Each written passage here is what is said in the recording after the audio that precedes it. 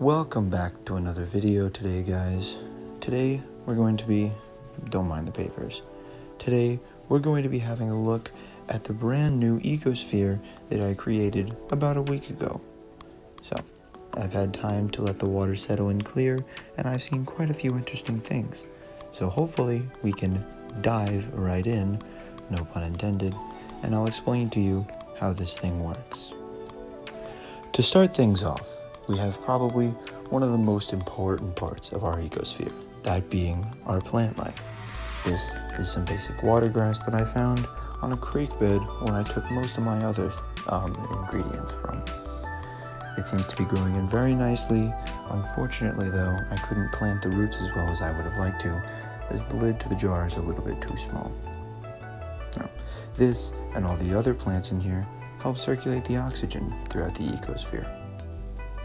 All of the algae in here, as well as the grass, works together to take the CO2 and turn it into usable oxygen for the animals that live in the ecosphere. Those animals then turn around and turn that same oxygen into CO2 that the plants can use to survive, thus making it a closed cycle and a fully functioning ecosystem. It might be kind of hard to see, but we also have some string algae growing on the leaves of our water grass here. Don't worry, that's completely natural. And so is some of the algae that we have growing on the actual sides of the glass here.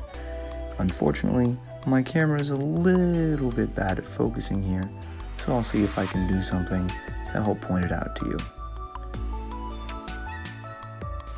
Now, I'm sure we're all wondering what kind of animals I've found that are living in here.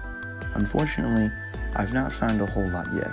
I'm still trying to figure out what dug these holes. But don't worry, I haven't come up completely empty-handed. Here is a small freshwater clam that surfaced a few days after the water cleared up. I had been starting to lose hope, so seeing something like this really gave my spirits a boost.